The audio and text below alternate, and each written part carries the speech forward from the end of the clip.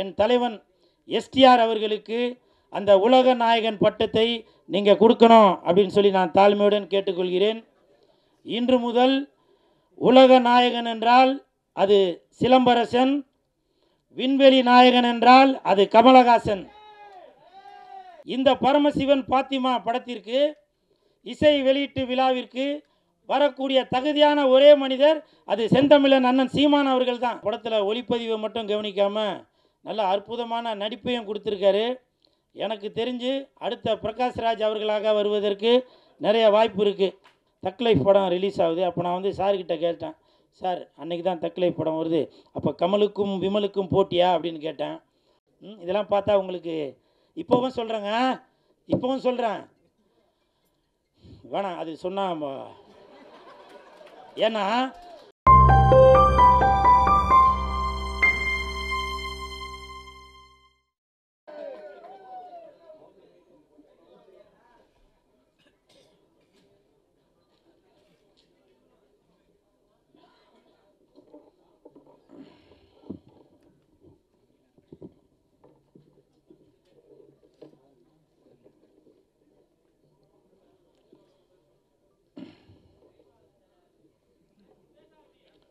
தம்பி யாருக்கு மேடை தெரியும்ல, இது அவர் குரல் மட்டும்தான் கேட்கணும். ஓகே,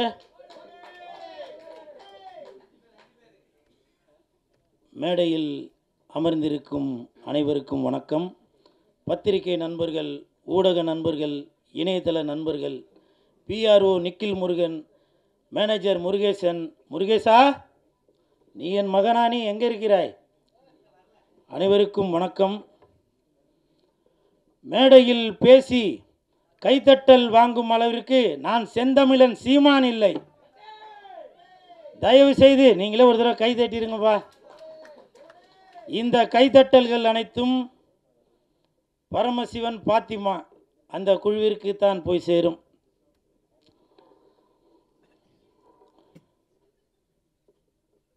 செந்தமிழன் சீமான் சார், அண்ணே வணக்கம். பரமசிவன் கழுத்தில் இருக்கும் பாம்பு கேட்டது, சீமான் சௌக்கியமா?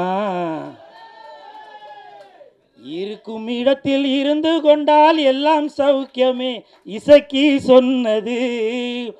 அதில் இல்ல, இதில் அர்த்தம் உள்ளது.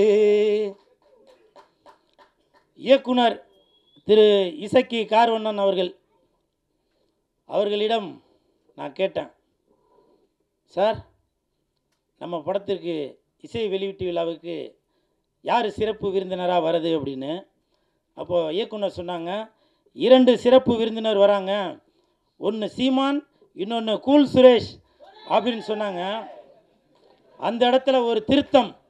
என்ன திருத்தம்னா, சிறப்பு விருந்தினர் என்றால் அது சீமான், சிரிப்பு விருந்தினர் என்றால் அது கூல் சுரேஷ். அதற்கு ஒரு காரணம் இருக்கு. என்ன காரணம்னா, சீமான் என்றால் எழுச்சி, கூல் சுரேஷ் என்றால் குளிர்ச்சி, நாம் தமிழருக்கு உண்டு வளர்ச்சி.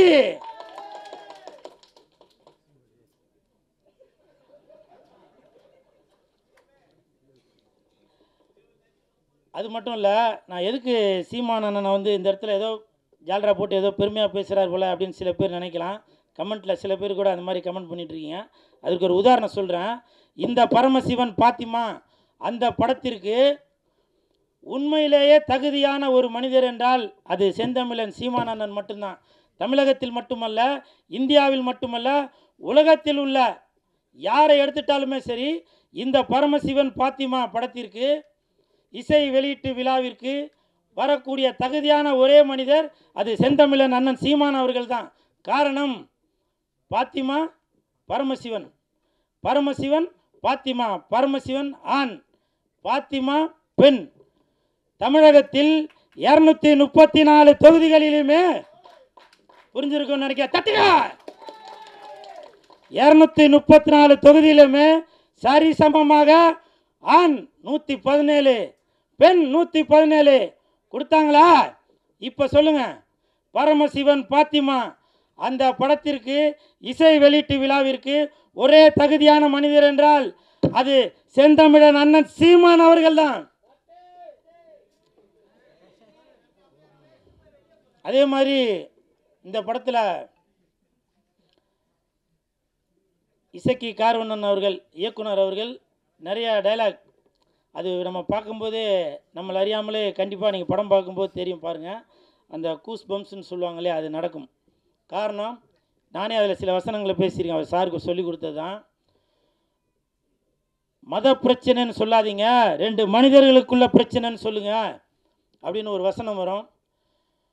ஜாதி பிரச்சனைன்னு சொல்லாதீங்க, இது ஜனங்களுக்குள்ள பிரச்சனைன்னு சொல்லுங்கள் அப்படின்னு சொல்லி அந்த படத்தில் வசனங்கள் வரும். அப்படி இன்று மக்களுடைய மனநிலையை புரிந்து கொண்டு அந்த படத்தை இயக்கி வசனமும் எழுதி தயாரித்து இருக்கிறாரு இயக்குனர் இசக்கி கார்வண்ணன் அவர்கள். அவருக்கு என் மனமார்ந்த நன்றி. அதே மாதிரி ஒரு வார்த்தையும் சொன்னாங்க, தலைவா இந்த படத்தில் நீங்கள் வந்து செகண்ட் ஹீரோ அப்படின்னு. அது உண்மையாக பொய்யான்னு தெரியல. அப்படி சொன்னால் தான் இவன் வந்து ப்ரமோஷன் எதுவும் பண்ணுவான் அப்படின்றதுக்காக சொன்னாங்களான்னு தெரில. இருந்தாலும் சார் இந்த படத்தில் நான் நடிச்சிருக்கேன். கண்டிப்பாக என் உடல் பொருள் ஆவி அனைத்தும் இந்த பரமசிவன் பாத்திமாக்கு கண்டிப்பாக அர்ப்பணிச்சது தான் அப்புறம். அதே மாதிரி படத்தின் ஒளிப்பதிவாளர் சுகுமார் சார் இந்த படத்தில் ஒளிப்பதிவை மட்டும் கவனிக்காமல் நல்ல அற்புதமான நடிப்பையும் கொடுத்துருக்காரு. எனக்கு தெரிஞ்சு அடுத்த பிரகாஷ்ராஜ் அவர்களாக வருவதற்கு நிறைய வாய்ப்பு இருக்குது. எங்கே அவர் வாங்க. எதுக்காக இது சொல்கிறேன்னா, ஷூட்டிங் ஸ்பாட்டில் சொன்னார், தலைவா அடுத்து நான் ஒர்க் பண்ணுற படத்தில் எல்லாத்துலேயும் நீங்கள் இருப்பீங்க, எல்லாத்துலேயும் இருப்பீங்கன்னாரு. 3 படம் ஒர்க் பண்ணிட்டார், இது வரைக்கும் கூப்பிட காணோம். இல்லை இந்த மாதிரி இடத்துல சொன்னாதான் ஃபோன் பண்ணி சொன்னால் அது சரியாக இருக்காது இல்லையா.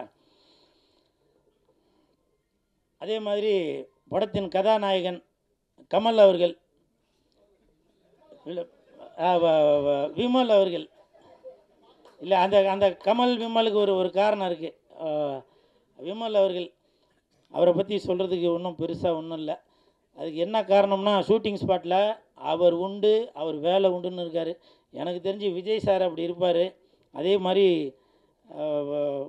விமல் அவர்களும் தான் உண்டு தன் வேலை உண்டு அப்படின்னு இருக்கார். கூப்பிட்டாக்கா ஷாட்டுக்கு வராரு, இல்லைன்னா போய் பேசாமல் உட்காந்துறாரு.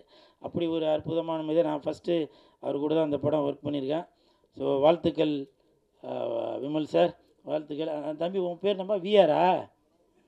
விஆர். அந்த தம்பி வந்து என் பக்கத்தில் உட்காந்துருக்கும்போது நான் எழுதிட்டு இருந்தேன், அண்ணா என்னையும் கொஞ்சம் இப்போ நல்லா பில்டப்பாக சொல்லுங்கண்ணா அப்படின்னா.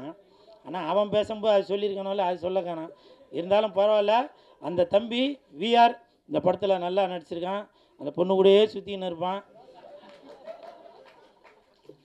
அவருக்கும் என் மனமார்ந்த நன்றிகளை தெரிவித்துக் கொள்கிறேன். அப்புறம் மிகப்பெரிய நன்றி இயக்குநர்களுக்கும் இசையமைப்பாளர் உங்கள் பேர் என்ன சார்?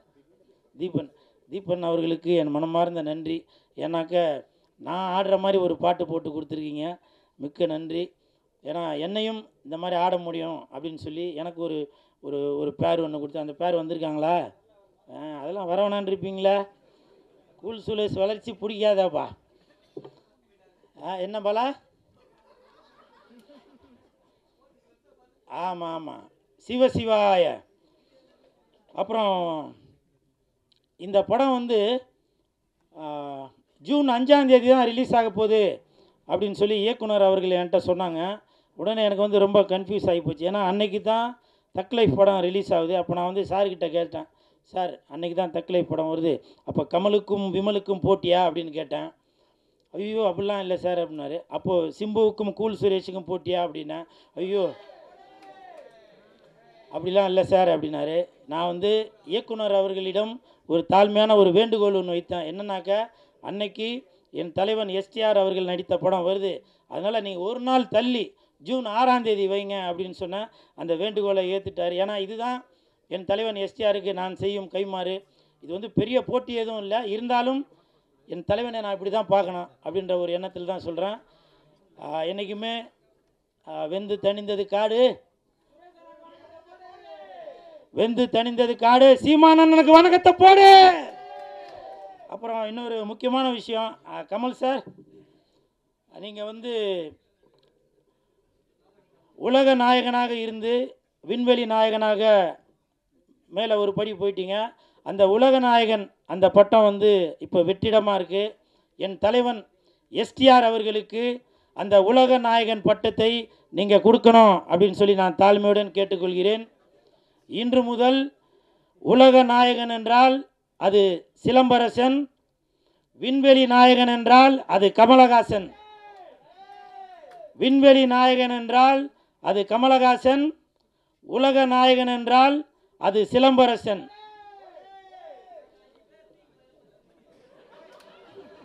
என்னவோ சொன்னீங்கப்பா, கேட்கலவா? பரமசிவன் பாத்திமா வருகின்ற ஜூன் 6 கொஞ்சம் பார்த்துமா. நன்றி நன்றி நன்றி நன்றி.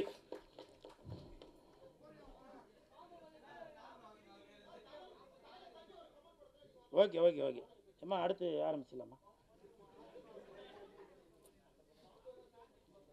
இல்லை நான் இந்த இடத்துல ஒரு ஒரு விஷயம் சொல்லணும்னு நினைக்கிறேன். இப்போ நிறையா பேர் நினைக்கலாம், என்னவோ அப்படி போட்டுன்னு அப்படி வந்து நிற்கிறானடா அப்படின்னு. அதை பற்றிலாம் நான் எதுவும் கவலைப்படலாங்க. இதே நான் ஒரு ஒரு ஒரு படத்தில் போட்டு நான் ஆடி இருந்தால் என்ன நினச்சிப்பேன்? சினிமாவில் காதலிச்சா ரசிக்குதப்பா உள்ளம், நிஜ வாழ்க்கையில் காதலிச்சா பறிக்குதப்பா பள்ளமா? சொல்லுங்கள்.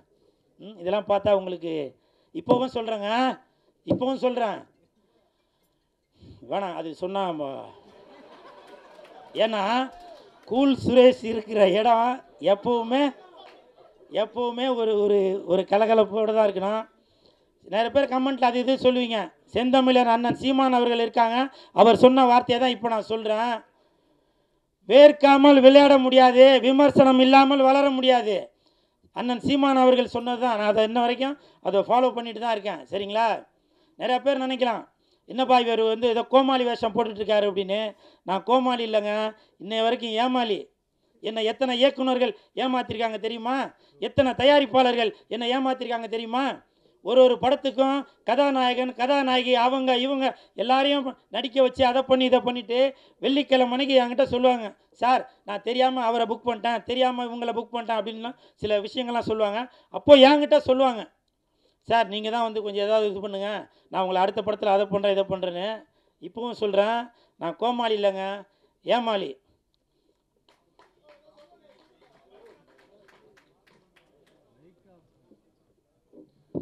நன்றி. அடுத்ததாக இந்த படத்தில் ஒரு முக்கியமான கதாபாத்திரத்தில் நடிச்சிருக்கக்கூடிய திரு மகேந்திரன் சார் எங்களுக்காக மேடைக்கு வரணும்.